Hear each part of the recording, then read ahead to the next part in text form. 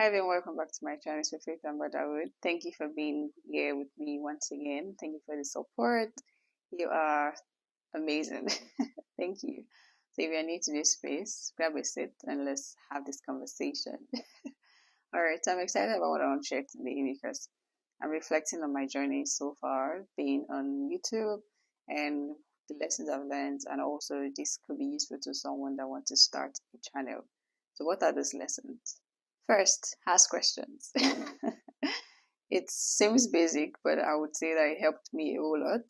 And that is just checking YouTube channels. What does it look like? What do they do there?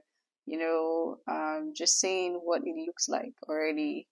So riding on the wings of the things that are existing out there. Also, Google is a good place.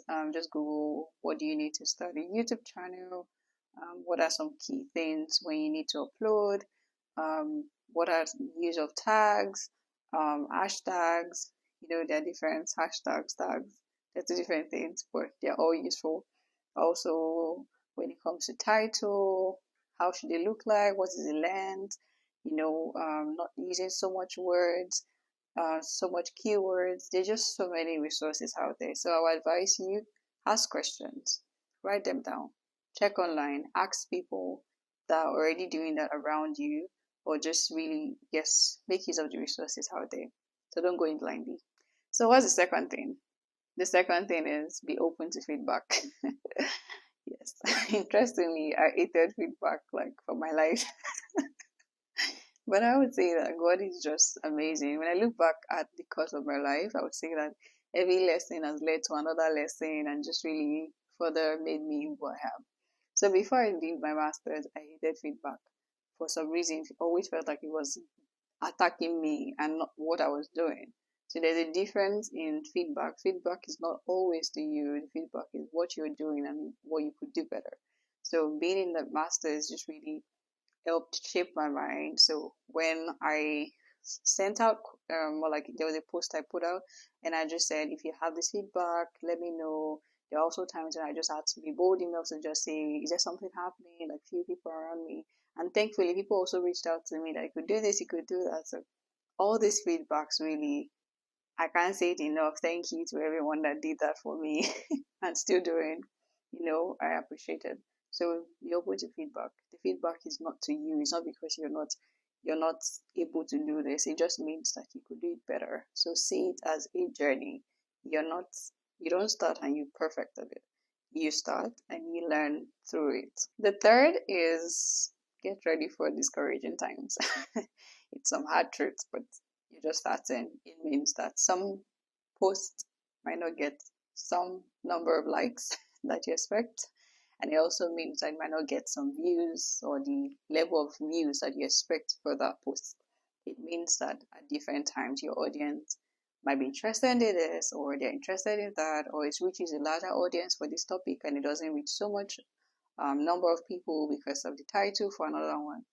But don't be discouraged. Don't be discouraged. There are times where I want to swing into, okay, what's happening? But I just rephrase it and tell myself, what can I do better? If I check what I did, if I see that it's not a me thing. It's just that people are not all up in it. For example, there are posts like relationship, friendships, and love, and so many things like that. They could get larger audience. When you're talking about, let's say, more intimate things, let's say I'm talking about the Bible, or like I'm studying the Bible, some people might not be interested in that, but again, it doesn't mean that that content is not needed for the few people that it reaches. So for whoever is listening to this, don't be discouraged by the hardcore. Just keep doing what you do. Consistency is very key. Don't be discouraged. Consistency is very key to help you as you journey through it. Another thing, which is the fourth point, is to leverage your social space. So you're starting YouTube. Nobody really knows you on that space.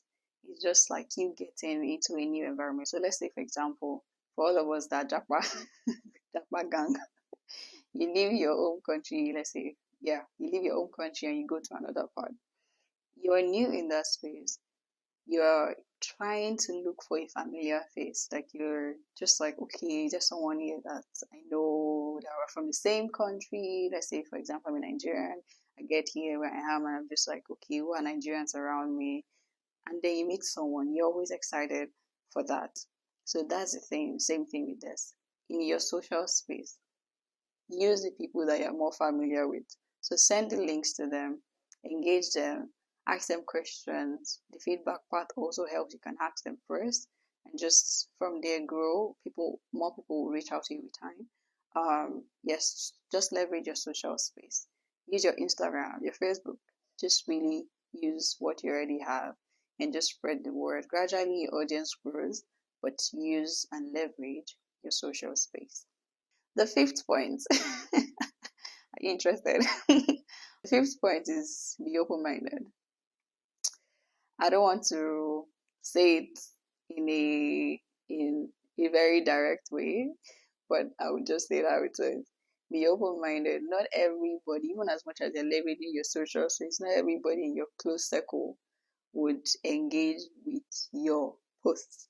Not everyone in your close circle or in your social space will be interested in what you do. It is just what it is. Especially on social spaces, there are many people that you don't know from Jack, but they're your friends there. You would say hi, person doing birthday, wish them, but nothing personal. So don't take it personal when they're not interested in it. You just keep doing what you do. The audience for you will connect with you, and the audience from those few that connect with you on your own social space will link up to more people, and the audience keeps growing. So don't take it personal. Be open-minded that not everybody is going to be interested at the end of the day, but still leverage your social space. And to add to this, there's some times where I felt like, okay, these people, even like the close people, that they should, for example, be more involved or engage with it more. It doesn't happen. But there have been lessons of growth for me personally that I've learned to not take things personal again in my life. Especially when I'm doing things and I'm expecting, because you're close to me, you have to be this and that. Nah, I just do me. Like if I see your post, I will not ignore it. If I don't see it, that's it. But I won't do it because you're not doing it. That's my own principle. So in the face of open-mindedness, don't sever ties because they're not supporting you. They might be interested in another area of your life, but just because they're not doing that in this particular area, don't sever ties. So be open-minded as much as possible. The sixth point is, what is the vision you have for the channel? I know some people just end up being on YouTube because everybody's doing it, but for me as a person, I don't do things because everybody's doing it. I think I've had a lot of people tell me to be on YouTube before now that I joined, but I didn't do it until I felt it was time for me to actually start. So don't do things because everybody's telling you to. So back to the vision part. What vision do you have for the YouTube? Write it down. If you're just about starting, if you started already, go back to it. Am I running with it? Is it still in alignment? There are times I want to post something. Bless my husband. Because the editing, like, this thing is not in line with your faith for faith and motherhood. And sometimes I have to tell them that, okay, there's a part where I say for faith and motherhood and everything in between. But even that everything in between doesn't mean that I'm churning out just anything. It still means that it still aligns with the vision and the goal for the space, this channel. So ask yourself, am I running with it? And if you've not written your vision, please write it down. It will really help you. So even when you're not having the number of subscribers yet, the goal division keeps you running. You're churning out things par excellence. Like you're doing it the way you do it for 10,000 people on your space. You're not just doing it because it feels like it's just 100 people. Like give it your best and run with the excellence, run with the vision. Envision it. It really helps you.